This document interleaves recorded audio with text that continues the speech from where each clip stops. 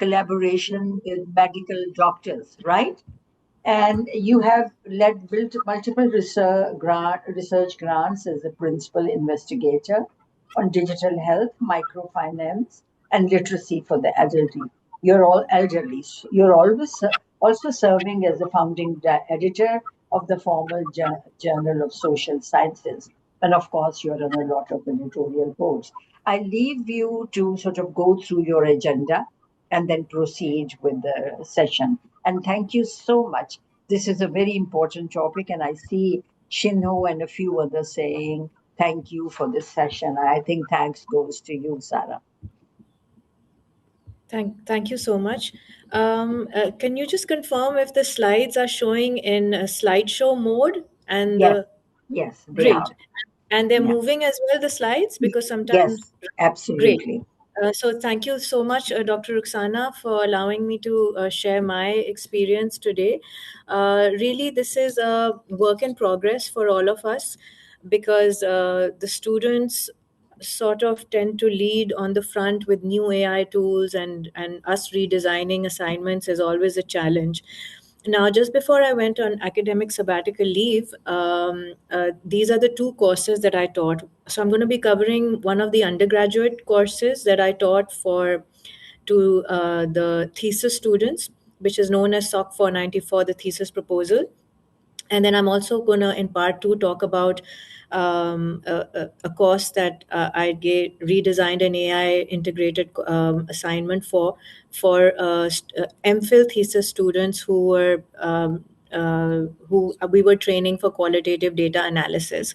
So these are the five components of what I'm going to be covering today. Because it's already 1:10, I'm just going to launch into it. A little bit briefly about the ethical issues in generating literature reviews and analyzing qualitative data sets through AI with human oversight. Because of limited time, I couldn't do the exercise related to generative AI and quantitative data analysis. So that's maybe for another time.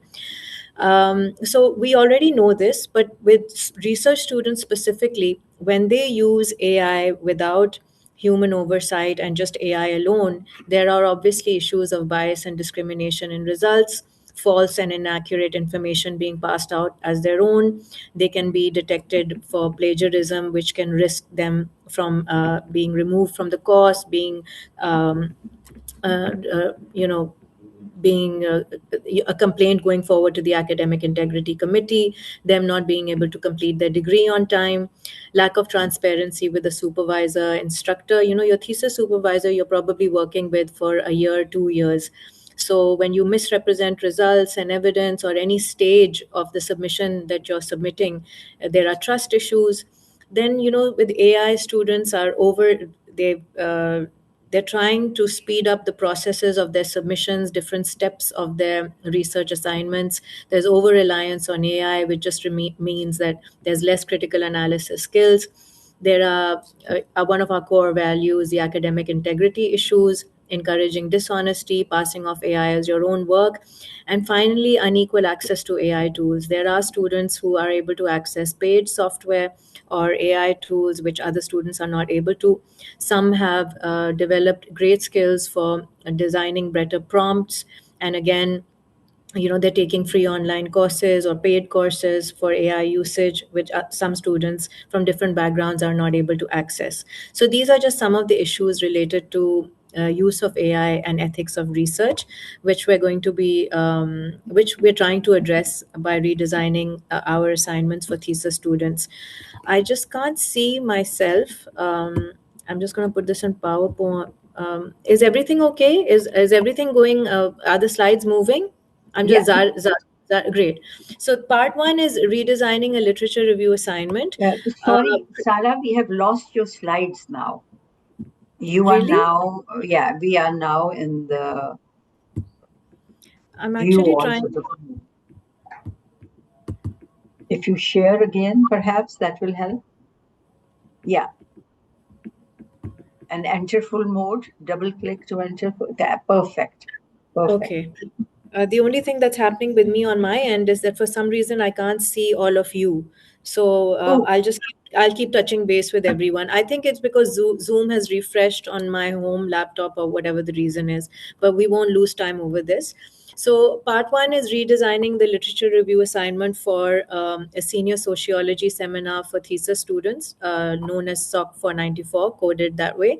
The previous assignment was obviously asking them to do a manual literature review through literature review templates that was provided to them. I have prepared a folder, a post reading folder with my templates and these assignments and some other material, which CLT will email to the participants along with this presentation. So obviously with the thesis students previously, we were trying to make them do manual literature reviews, but then also training them on a software like NVivo. But now we have a mid step where we have to redesign assignments and make them use AI, so that they're conscious that we know that they can use AI for what they're presenting as manual work. So how I designed the assignment was that at first step, I asked them to select their literature review question, and then download at least 20 articles from an academic search engine. So this is all manual. And at that point, then start filling out a literature review template. Now, this is a template that I share with them. I've also attached it to the post reading material for all of you. And it has specific subheadings that is prompting them to enter data after reading that article, and post this filling out one literature review template for each article. They obviously then summarize this information further on in one summary table or an Excel sheet. So they do that at first step, and at second step, then they plug in each of those articles, complete citation into an AI tool, let's say ChatGPT, and ask them to summarize those articles in turn. And part C of the assignment is then for them to assess their manual review and compare it with the AI review and see the differences, and write a summary about the AI limitations. So apart from that, what I do because this assignment goes in very early in week 1 or 2, is that I also go back to their course outline, which has their CLOs, and I highlight different parts of the CLOs which link to this assignment, so that students realize that this is very important. AI usage and its ethics link directly to their learning outcomes and future possibilities in the job market. For example, the CLO5 links back to PLO6, Program Learning Outcome 6, and it ties in neatly with preparing a research proposal in consideration of all research ethics, which means that they shouldn't be using AI without human oversight and critical reflection. So this is a nice exercise to do with the students, just to highlight to them the importance of this assignment. I also provide them with the literature review template and a summary Excel sheet as well. So without any delay, I've pasted in the student response. Now, I have permission for both from both the undergraduate and the MPhil student for sharing this, but I'm still not going to share their names. The student research area for the undergraduate student was that she wanted to understand the social and health consequences of lead exposure among industrial workers, children in Pakistan. So she downloaded 20 articles from Google Scholar. And one of the articles that she downloaded is from one of our senior colleagues, Dr. Dildar, published in a Sage journal in 2010. And her own personal review is on the right, in a tabular form, where I'm just going to read one, because the rest of it is pasted as well in upcoming slides, but we're not going to have time to read all of it. So let's just read what she's written. She's written what this study is about. This is a largely quantitative study comparing the blood levels of lead exposed children living near lead exposed environments such as smelters, battery, recycle plants, to those of children living 30 kilometers away, acting as a control group. Now, the first thing that's going to hit us is that we are really happy that she's making mistakes, which means that she's written this herself. So there's grammar mistakes. Some of the sentences or some of the parts of the sentence have been copy pasted directly from the article, which is why there are repetitive words like lead exposed. And when she says this is a largely quantitative study, Again, it's human error or her own analysis limitations, because this is actually just a quantitative study. Comparatively, if you look at ChatGPT's response, it's very neat, it's very clean, it's very concise, and I'm not going to read it. You can take a look. The slides will be with you later. Now, one other thing that is highlighted over here is that the student is copying is pasting in relevant content related to her study question. So, because her study question is also related to the social consequences, she's made personal notes right at the end, not much about social consequences.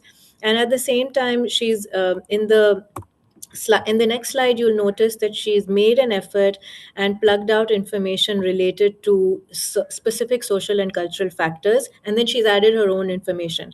So just on the bottom paragraph to the right, you'll notice that she's pulled out data from the article specifically, which says that boys are exposed more to lead because they engage in outdoor activities.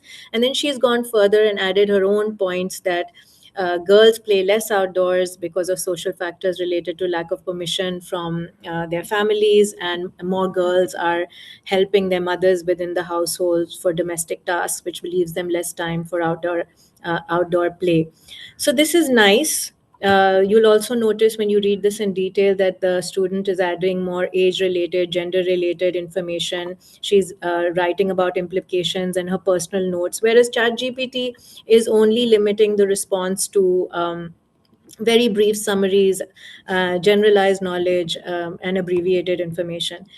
You'll also notice that at some point she adds a further prompt to AI.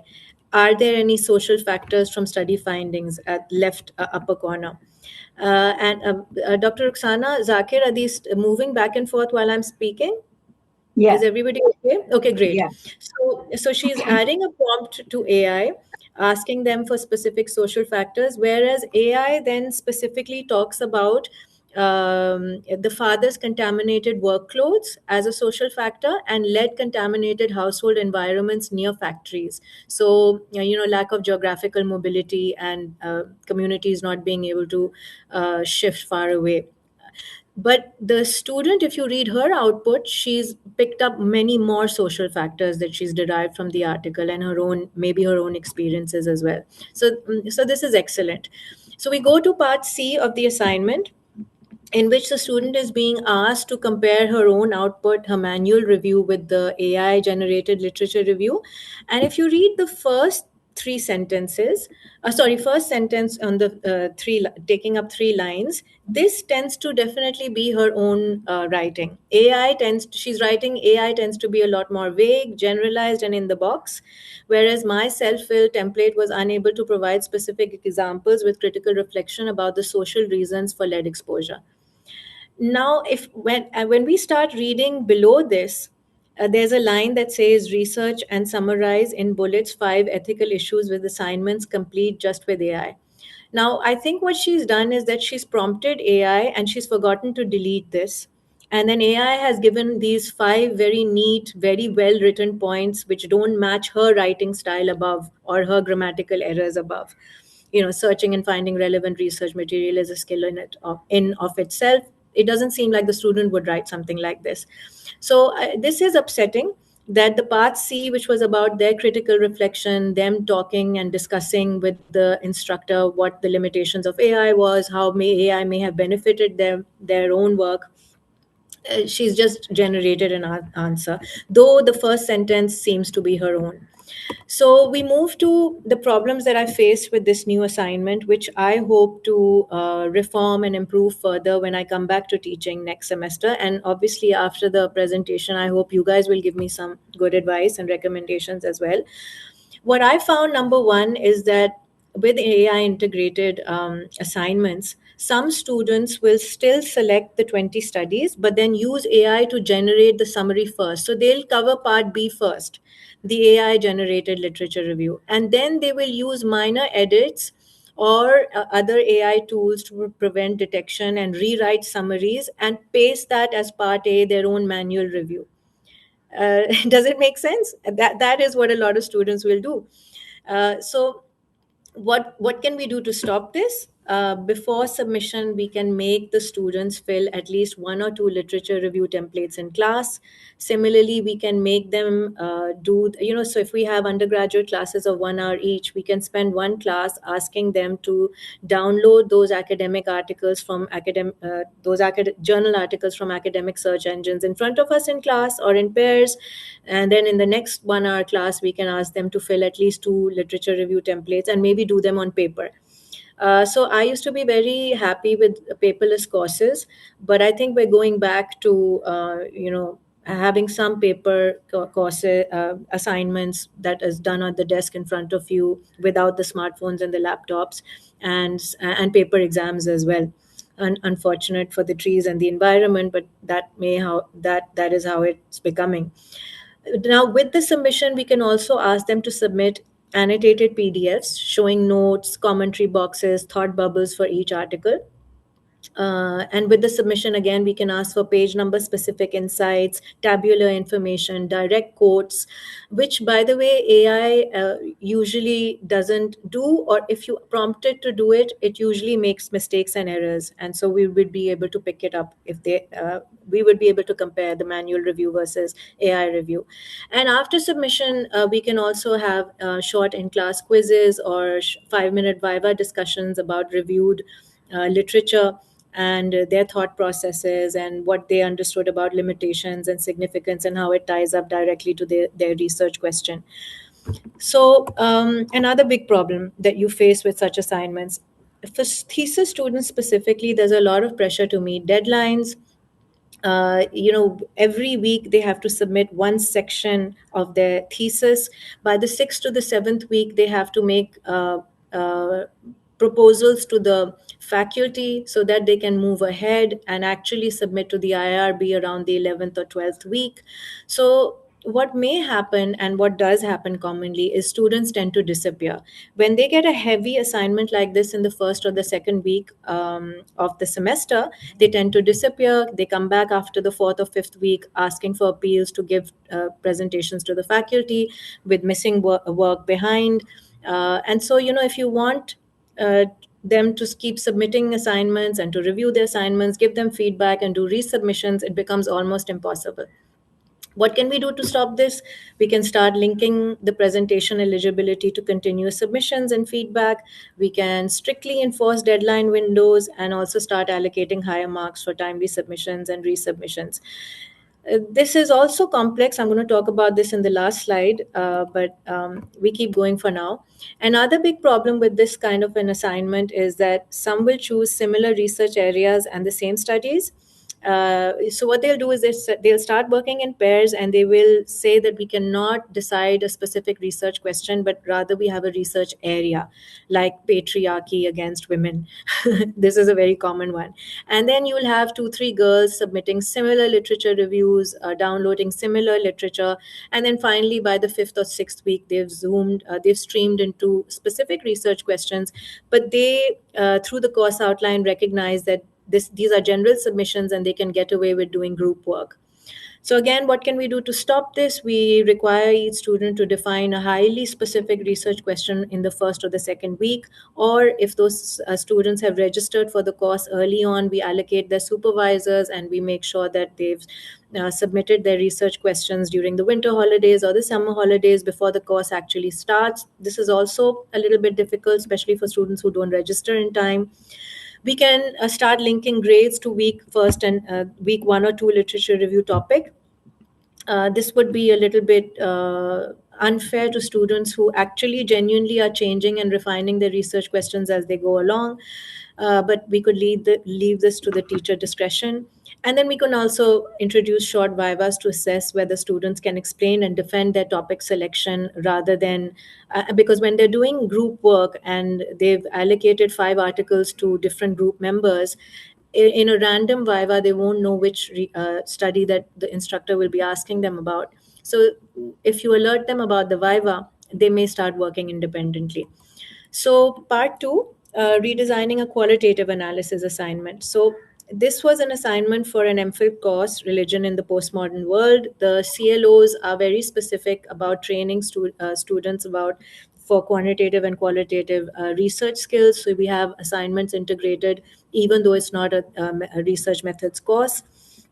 The previous assignment was the manual coding for qualitative data, and then at a later point, training them on a software like NVivo. But the revised assignment is similar, has three parts. You're asking them to do the manual coding of qualitative data.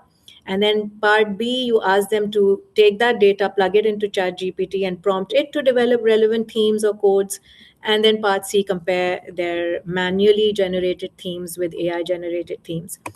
So the things that I provide to those students is a template guiding them with specific instructions stepwise for manual coding.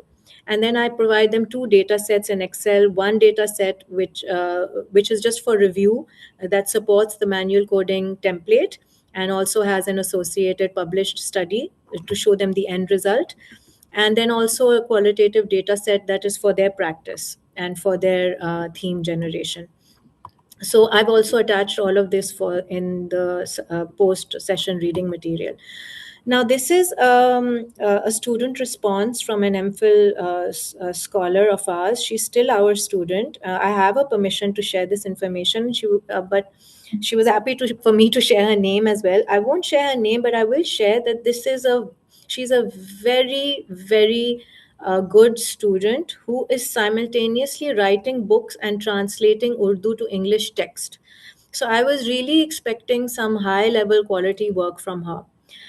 So the research question that I've given to them to derive themes from the data set provided is: what are the main challenges facing the development of Islamic social welfare policies in contemporary contexts as voiced by religious scholars? Now, this data set related back to their study course, which was on religion, but it was also a data set that I used for my book, which is forthcoming this month actually. And I had already gone through the process of generating something like 57 themes from this data. So it was very you can say shocking that such a superior student actually came up with only four themes. That's it. She developed only four themes: political fragmentation. So, from the right side, her manually developed themes are political fragmentation, differences in political interests, economic inequality among different populations, third, intervention by external powers, a threat to the Muslim unity, and fourth, ethnic, cultural, and ideological differences within Shia community. She then claimed to have put this into ChatGPT as the instructions guided her, and ChatGPT generated five themes. Now, if you look at this in a little bit of detail after you have the presentation with you, you'll notice that there's hardly any much difference between her themes and the titles of those themes and those generated by ChatGPT. So immediately we know that possibly she has used ChatGPT first and then edited her theme headings. But what the good news is that she's followed the template and the instructions for quoting the narrative participant quotes and their demographic information, which, by the way, ChatGPT hasn't done a good job of. So, and another problem with ChatGPT is that it has edited the quotes or fabricated them, and whereas thank God the student has at least learned to quote the participants' voices very accurately and also provide the demographic information. Another interesting thing, what I've picked up is that maybe the student was so busy, she didn't think this assignment was very useful for her because, ChatGPT she could have gone back in a cyclical fashion, even if she'd done the manually developed themes herself. She could have noticed that ChatGPT is giving a very big theme: leadership, governance, and institutional challenges. And she hasn't done anything at par with that. And there were lots of themes from the data related to lack of leadership, lack of central body, lack of regulation, etc. Another big problem is that there's almost no subcategory development, which is what the template and my guidance and my pre-lectures before this assignment was guiding the students to do. One example of this is that ChatGPT isn't doing it either, but the student isn't doing it either. So just take a look at this quote, the bottom quote on the right side: economic inequality among different Shia Muslim populations deprioritizes efforts for welfare. The richer Muslim Muslims or Muslim nations have more clout but are not interested. I can see at least 3 4 different themes over here. One theme, for example, is that there's economic inequality between in Muslim populations, and the second is that the richer who do have the financial empowerment to invest more in welfare efforts are not doing so, and so on. But she hasn't made an effort to do that. So, if this exercise was being used for good practice in theme generation, subcategory development, and one of the templates is actually guiding them for subcategory development and color coding, none of that has been followed by the student. So, the part C of her assignment submission, where I'm asking her to talk about the limitations of AI usage, she's just given bullet points, even though, by the way, my instructions and even in my course outline, I do request the students never to submit anything in bullets. So, student conclusion about the limitations of AI, you can see that this is an MPhil student response despite the instructions and the guidance that they shouldn't be writing in bullet points. She's just she's just made summary bullet points about her learnings. And what I felt about this was that she's unable to critically analyze her own theme generation. She's not able to pick up on the limitations, go back and develop her themes. She's unable to reflect on how manual coding involves interpretation. It doesn't meet the standards of an MPhil submission. Maybe there was too much involved. She felt that the assignment was too complicated and that she didn't want to put so much effort in AI for AI integration. I'm not exactly sure. It could be any and all of these things. And finally, if you notice, if you read these bullet points, she's describing what has happened during her journey of doing this assignment, no matter how long it or briefly it took. But rather than analyzing why this matters and what implications it has on her as a researcher and on her final research output. So, am I still with everybody? And has the slide moved to the? I'm nearly on my last 3 slides. Dr. Ruxana? Yes, Sarah. Everything is good. I'll alert you if something happens. Okay. Okay, so the problems I faced with this new assignment is that an undergraduate versus MPhil, most of these are overlapping with the problems with the undergraduate literature review assignment as well, is that there's over reliance on AI instead of manual coding. And in fact, again, the reverse could have happened. The initially AI could have been used for theme generation, and then part A could have been attempted, i.e. the manual coding with small edits.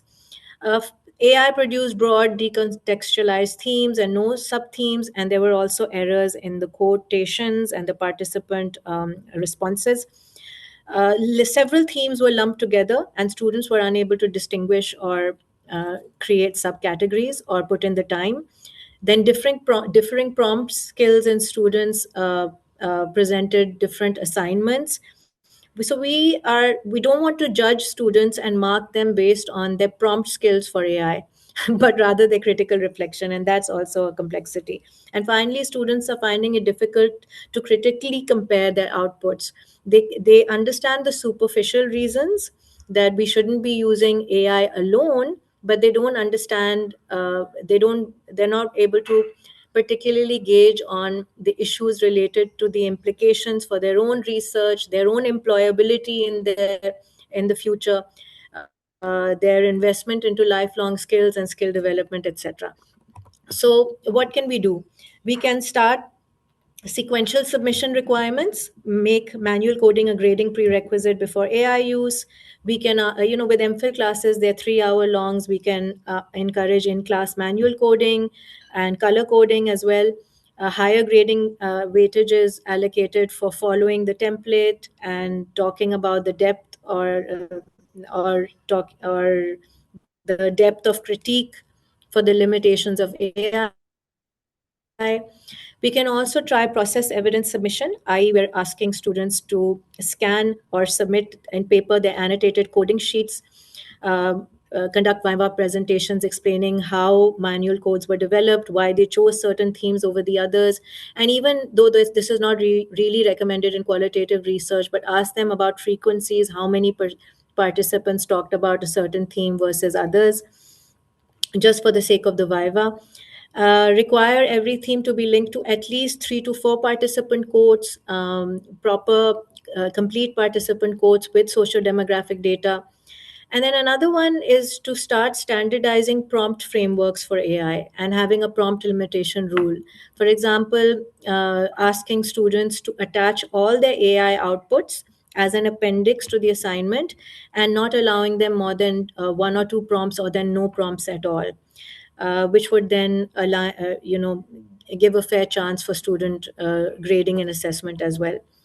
So the final slide, what do we need to take into account as teachers when we're redesigning courses and assignments for research students, thesis students? We need to factor in extra work because we now with AI assignments, we need to do Vivas, maybe paper submissions in class, AI output reviews, prompt reviews. This is all going to take a lot of time. So we need to start thinking about that instead of complaining about it because it's just our reality now. Then there are challenges of bigger student groups. So obviously, if it's an MPhil class of 8 students, some of this sequential assessment and evidence submission will be a little bit easier, but with big undergraduate class 35 40 students is going to be very difficult. One way of managing is to have student class reps and to take their help. There's also risk of overstructured learning. So when there's too much box ticking and too much evidence collection from students, you're trying to monitor every little thing that they're doing, it means that they're going to get irritated. And at this point, we need to start integrating and having time for more class debates, case study discussions, guest lectures, to keep the students engaged and also not think that we're trying to treat them in a very overly punitive manner. Then there's thesis student stress and demands. They're taking multiple courses, they have very close deadlines, 1 week after another. If you start giving exemptions for some students, the information carries through, and then you have other students asking for flexibility in deadlines or relaxation for previous targeted assignments, etc. So this is going to be really based on teacher discretion, your office hours, your time with your students alone, and how you manage each student differently based on their actual needs. And this also is going to require a lot of time. Finally, no matter what, AI cannot be fully monitored. We can set clear ethical guidelines. We can keep alerting the students about uh, their critical review, the human oversight, and emphasis on transparency for AI declarations, attaching AI output. But at the end of the day, there are new and evolving AI tools, and there's a lot of work that has to be done simultaneously on our end to assess how much AI students are using responsibly versus with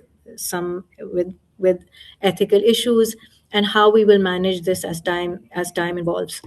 So I'm going to close this and I thank everybody, and I'm going to open it up for questions. I can come back to the slides and keep moving forward if somebody has any questions. Finally, I can see everybody now. View. Oh, maybe you're. I hope I'm in time. It's 45. Oh, perfect. Gallery We have view. 15 minutes to go. And I see that you have covered all the points. May I say that, Sarah, you not only covered the AI component and how it meshes in with work, student and teacher work, but you also sort of talked about the small tips that the human part sort of put into it. You know, you were talking about how the human angle interacts with the AI angle, and what you did was Okay. you talked about the AI angle, but you also talked about the human angle and how to help the AI part sort of move along. But I think what comes across very strongly is the need for better AI competency. I'm not going to say literacy. We have to move beyond AI literacy and to be more competent with using AI. And we have also to rely more on our own time and energy. And that all of us know that we recently had a credit hour fulfillment session by Dr. Song, and how even AI is demanding that you sort of put in more human effort into the work. And it's like more like olden days when you write by hand or check personally or do a viva and all those things. So I see that there are no questions, but uh, there is Sadia saying, and we ended up doing at last 20% less work this semester. My confession, that's a good sort of experience with AI. My experience, Sadia, could you please talk about unmute and talk about your experience? We'd love to hear some sharing. And I see Mavish Batul with a hand up after this. Ji, Sadia. Hi. Hi. Thank you so much, Dr. Sara and Dr. Roxana, for the wonderful presentation. If nothing else, I think I'm satisfied that there are other colleagues who are facing the similar situation. And I think I had previously given another remark, you missed that, and where I shared my experience that when I tried to enforce the sequential submission requirement and like I was bit strict with the submission deadlines, I lost 6 students within 2 weeks. They could easily withdraw. Some of them said that they are finding it difficult to do this general course along with the other majors and everything. So initially, I was very disturbed. This was the first time that I ended up losing students, probably. So I was feeling really bad. But I think this is what it is with AI and everything. And we as instructors, we are just, it's more of our test instead of the students. It's our training, basically. Yeah. Sara, do you want to comment on that? I was hearing on another panel, and when people were discussing that if we have a university level policy where every faculty member is integrating AI and asking for sequential assignments, only then would it work. Because if we have a faculty who are not integrating AI, not asking for any submissions related to this, then obviously students will start picking and choosing based on the difficulty level. And so here somewhere we need a little bit of a top down approach where the higher authorities, that's all I wanted to say, that I think we would need a university policy where all faculty members are integrating an assignment of such nature. That way students are not picking and choosing or dropping courses that are important for their degree completion or their learning just because they feel that some instructor is penalizing them by giving them in AI integrated assignments and sequential evidence or sequential submissions. Yeah, this is a sound idea, but it will be very difficult to implement, I think, at some point, because we are all at varying stages of understanding and learning. G. Mavish, you had something to say? Please unmute. Yes. So, thank you, Dr. Sara. I mean, it was really helpful the way you have explained both the assignments. And I actually second that sequential submissions are perhaps the best way, followed by Viva. Currently, I mean, this is the best way, even at the like mass communication department, where we generally don't require those kind of, research-based and highly written assignment, but still we are doing that because there is no other way we can actually find out whether the students are using AI or not.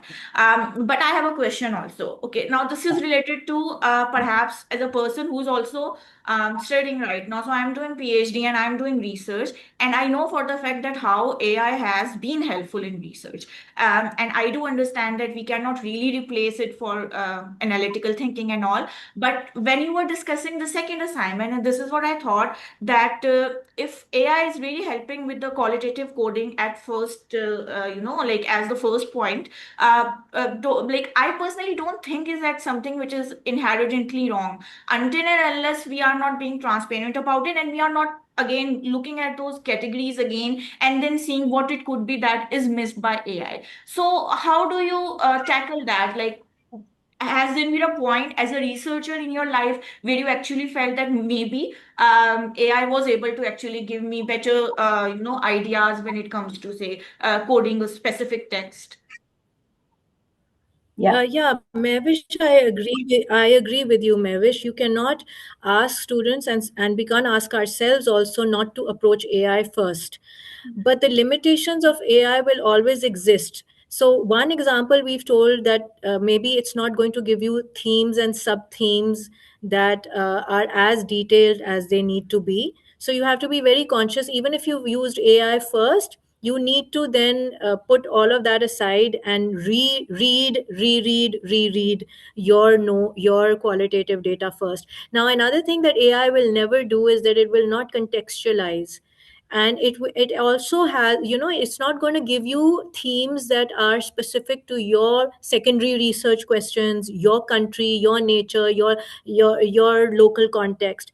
A third thing that it will not do is that it will not give you it doesn't give you it doesn't quote the narrative participants social demographic data and participant quotes very well. The way it fabricates citations, it also tends to fabricate.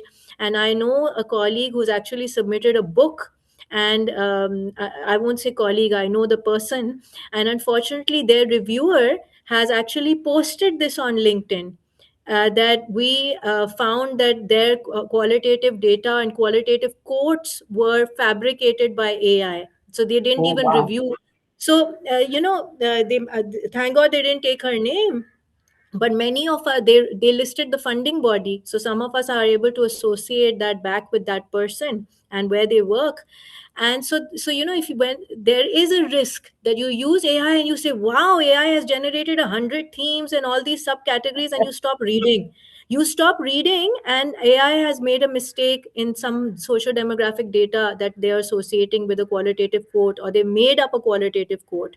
So if you are in a rush, and senior professors have been can be at risk of this, then the whole point of an exercise like this with students and young researchers is to tell them that AI will make mistakes. It's your job now to check that very carefully, and also also read your data, familiarize yourself with that data to ensure that any theme is not left out. Because with qualitative data, it doesn't even matter if one person is saying it. Now, that's a third problem with AI usually picks up information that is being mentioned at least once or twice, whereas we as qualitative researchers will also pick out on that one thing, because we know it's important and it's only a sample, and maybe other people are experiencing that same challenge or that problem. Similarly, I did an article for, I mean, this was a session on co-teaching and more related to students, but I did want to do a cover with my colleagues, my articles that I've published in AI, and one of them was a generative AI paper where my colleague was depending on AI for variable selection. And because, thank God, I had a lot of history in maternal health, I immediately was able to flag that and this article has been published by Springer in Journal of Quality and Quantity. We were able to pick up variables that had nothing to do with our specific research questions. So so it's the same point, that unless you have the background information, you've done the literature review yourself, you're not an expert to actually go forward on that research. Similarly, unless you read the data and develop your qualitative themes, whether you do it first or whether you do it after AI, whether you do it before NVivo, whether you do it after NVivo, actually, using Stata, using SPSS, using NVivo for researchers, AI is nothing new, because we actually have been using software tools which have AI integrated. Now, they've been generating data and throwing it at our face. Then it's up to us what we do with that data. But if you say I'm not gonna read it, and this is enough, it's sufficient, that's where the problem is. Yeah, I agree. I think there couldn't be a better sort of a rounding up of your talk, because I think we need to understand that you are the better one between AI and you. So far, that's what I say. Yeah. So you have to know Yeah. your content, You have to know even what sort of question to ask. Unless you don't know the content, you can't ask the right prompt. So there is a whole dimension where your supremacy of the human mind still maintains, and that's the confidence you have to give your student as well. But we will make mistakes and we learn. And thank you so Yeah. much, Sarah. I do not see any more questions, but I do see comments where Sabah is Thank you. talking. We need to make students learn that here in your work, you are the brain boss, not AI. Perfectly said. And also, Ihtisham talked about how important it is to balance efficiency with integrity. So these are things we have to be aware of, and you've been talking about it in your talk. And thank you so much.